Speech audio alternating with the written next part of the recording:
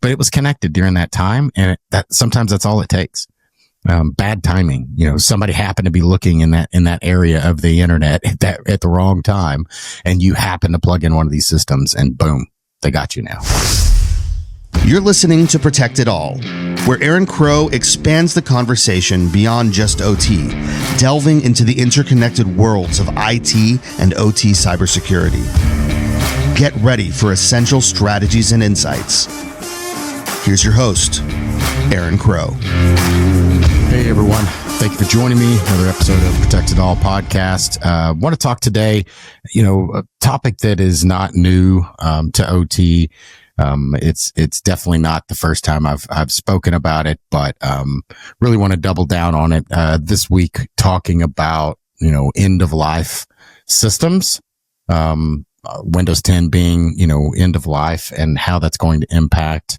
IT may not have as much impact or really replications of that, but OT is, right? So every control room, every substation, every refinery has one, right? That old Windows 7 box, that Windows XP box, that Windows 10 box, that's running a process that nobody touches, right? You don't want to touch it because it's not broken. It's sitting in the corner. It's doing its thing, right? But, what happens when that, if it ain't broke, don't fix it mindset becomes a vulnerability. The problem in OT when you have those spaces is, it's one thing if you have them, but you have to be able to protect them other ways. We don't patch all the time in OT. But we have to understand them and make sure that we can mitigate those controls and those risks in other ways. So let's dive into it. What does end of life actually mean? Obviously the operating system is going to work. And that's part of the problem in a lot of these spaces is we're not just depending upon the operating system. Again, in IT, it's really easy. You upgrade the system, especially now with stuff being in the cloud, there's less, implications of the operating system being changed. You can use Mac, you can use Windows, you can use Linux, you can use, iOS. There's all these things that you can do, and the capability are still there because they're cross-platform. It doesn't as much matter, many times unless you're running it locally. But in OT, a lot of times it really does. But end of life really means, when Microsoft ends support on a product, what does that mean? It really means that, no more patches, updates, security fixes. They're going to stop, time, the land that time stops. Windows XP will still run today. You can install it and it still works, but there's no additional security vulnerability. Sometimes, occasionally they'll come out with an additional one if there's a really, really bad one. But for the most part, they're not supporting it anymore. Systems like Windows 7, Server 2012, older XP builds, they still exist, in critical infrastructure. But they're not patched. There is no patch for them, right? So they're running in the corner, and in one of those, if it ain't broke, don't fix it. But that is a very big risk, especially if you are not aware of it and you don't have other mitigations around those things to protect them. Next is, why is it still everywhere in OT? I talk about this a lot, but, you get legacy hardware. Maybe you're working with a particular controller or a particular software package, and that vendor, it's locked into support with that system. And it doesn't support going to newer systems. It doesn't support Windows 11. It doesn't support, server, XYZ, whatever that looks like. So, to upgrade that capability, you have to completely replace it.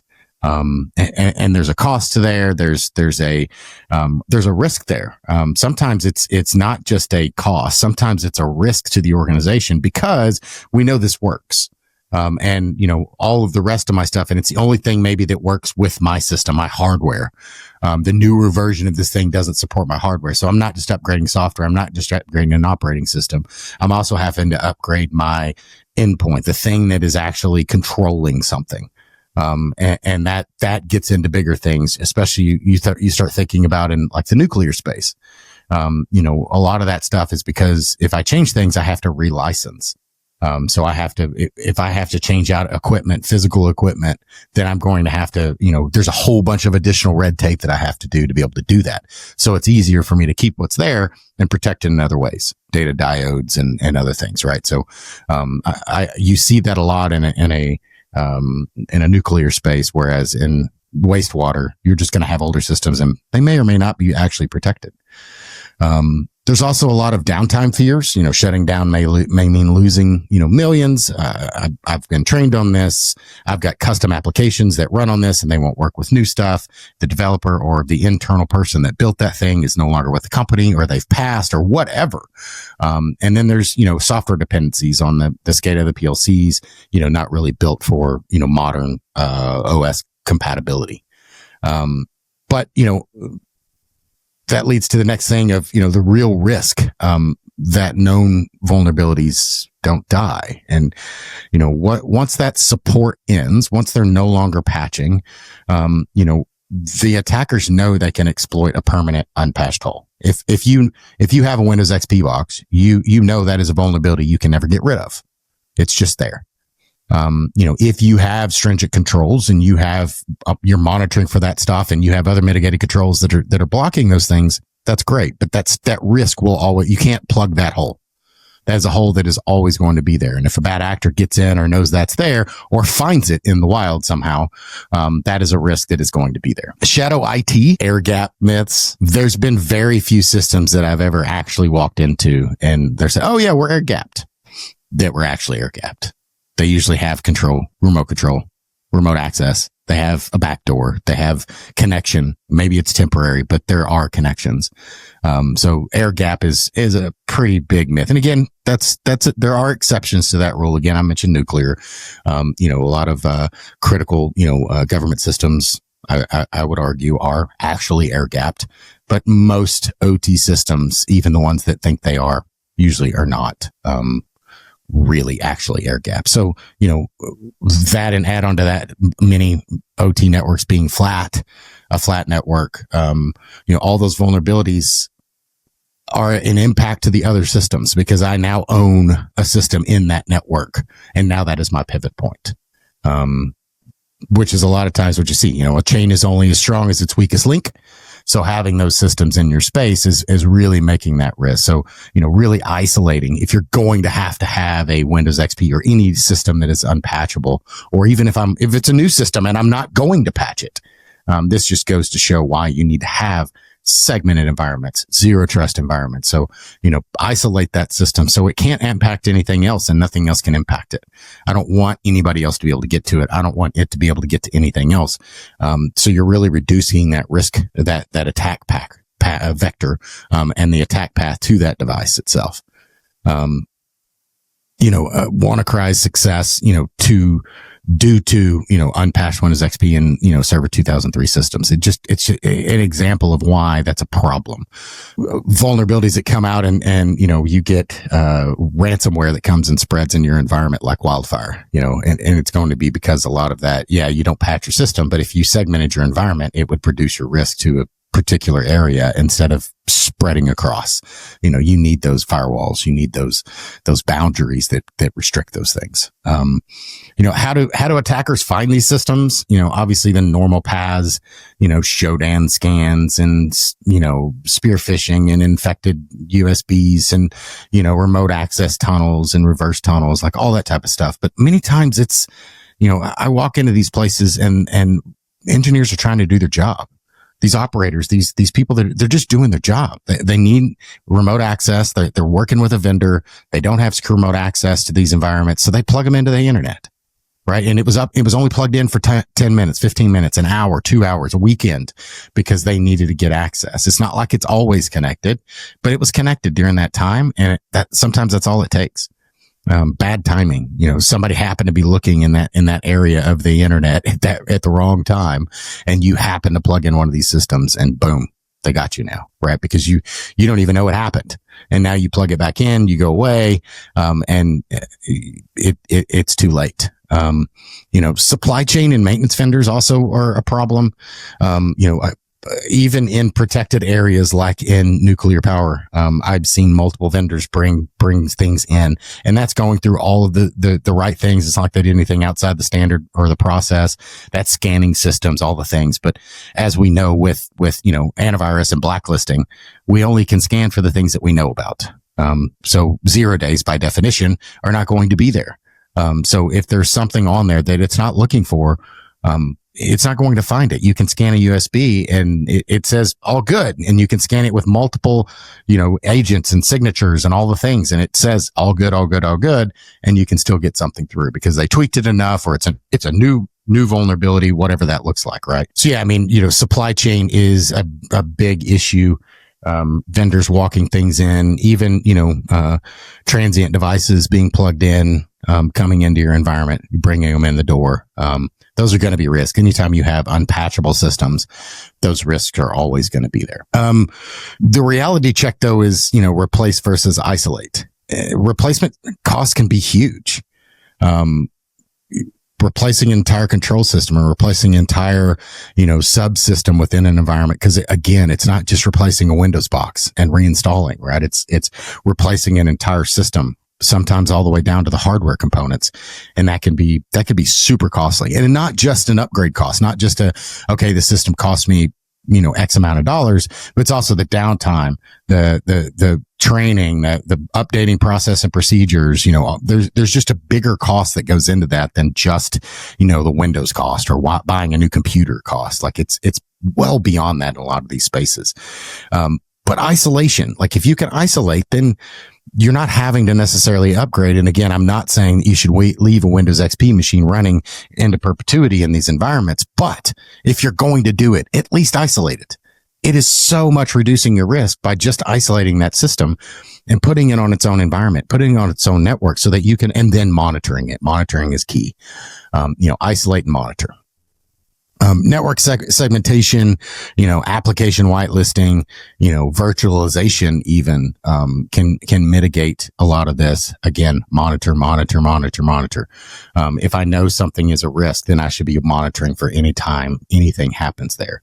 And that doesn't mean, hey, I put in an RDP or block RDP rule in my firewall, but then right underneath that is an any. That doesn't do anything. Because in that, especially if it's only port and protocol, and it's not an application aware firewall, because that's not actually doing anything. If you don't understand that, then you should really actually do some research on how, some of these attacks happen, and bypass, firewall rules and firewalls themselves. You can really wrap an old operating system within a virtual container with strict access controls. There's a lot of times we've had older systems that we've had to, because of this application or the software that runs on it is the only one that runs. It only runs in this, let's say, 16-bit or 32-bit environment, has to run on Windows XP or whatever the thing is. I'm dating myself here, but you can run that in a virtual environment. And everything around it is better. And you're protecting against those vulnerabilities, and only this application is running in that space. And then I'm really locking everything down with strict ACLs and monitoring that access. So there's a lot of ways around it. Even if you have to keep it because of a requirement like that. Right.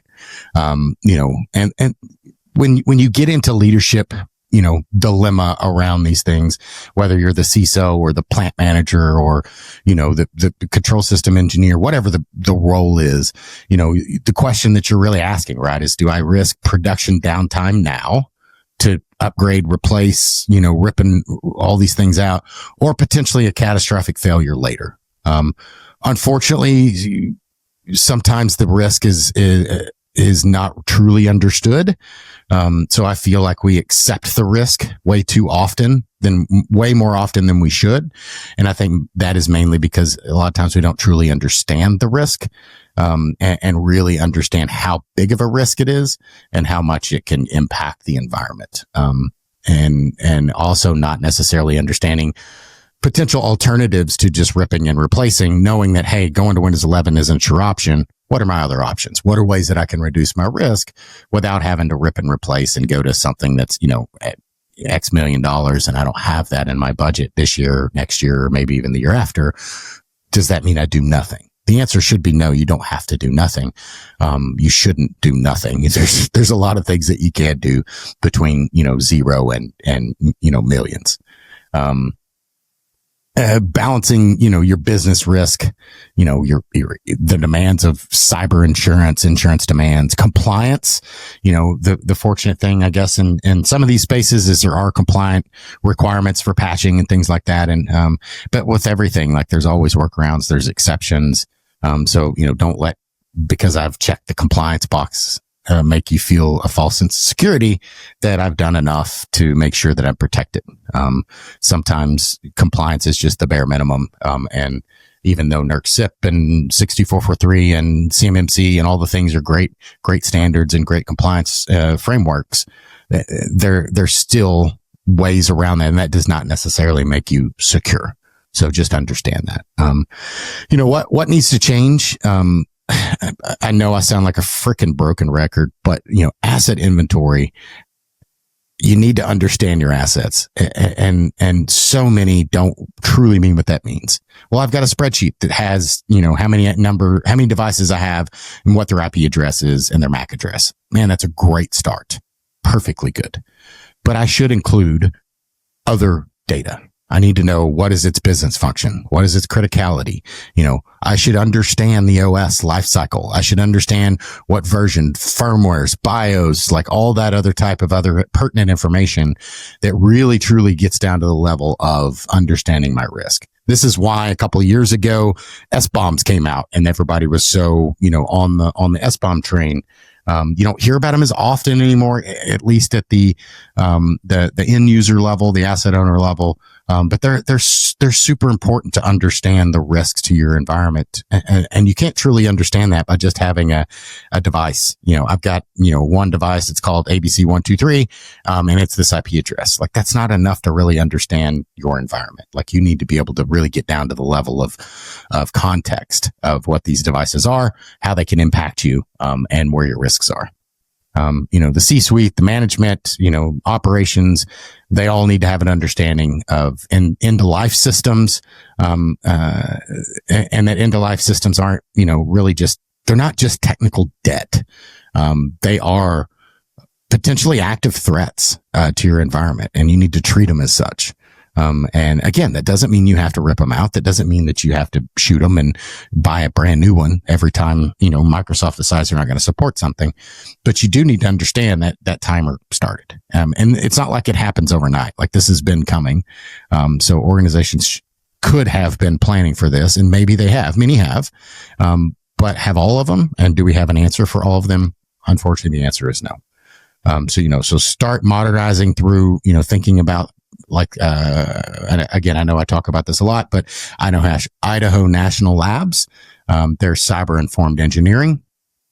Those principles really tie into this, right? And really understanding the risk, and what is the risk to my overall process, not just a cyber thing, not just a pie in the sky, nation state and bad actors are coming after me. It really is truly a risk in your spaces, and you need to understand them, right? So, go back, think about it going into this week. Call to action for everyone listening to this. This is a short episode, headed to ICS Atlanta this week. So if you're around, come see me there. This should get released on Monday morning. So, I will be, in Atlanta, for the ICS Atlanta conference. Definitely come by and see us. But yeah, call to action this week. Go think about your environment, and, find all your unsupported Windows systems and document them. That's like the first step of really reducing your risk before it's too late. Hopefully a lot of you guys have already done that. Guys and gals have already done that. And you have a path out. You're planning, you're putting, strong boundaries and barricades around those systems. If I can't replace them, or if I can't replace them in the short term, maybe they're on my timeline to be replaced in the next year or whatever that looks like. But definitely think about that. How am I going to monitor them? How am I going to make sure nothing bad happens to those systems? I'm going to definitely make sure that those things don't connect to the internet. I'm going to definitely make sure that those things have, no insecure remote access going to them. Nobody's plugging in USB devices to them, like all of that type of stuff. Really, really have an understanding of where my risks are and how do I mitigate those things and reduce the risk. It's never going to be zero, but how do I reduce the risk on those systems, knowing that I can't just upgrade them? So until then, again, hope to see you guys out in Atlanta. If not, definitely reach out and let me know what you're doing for your Windows systems, that end of life systems. How are you protecting them? How are you looking at them? Are you concerned about them? Do you have a lot? Do you have a little? All the things. So until next time, have a good one. Thanks for joining us on Protect It All, where we explore the crossroads of IT and OT cybersecurity. Remember to subscribe wherever you get your podcasts to stay ahead in this ever-evolving field. Until next time.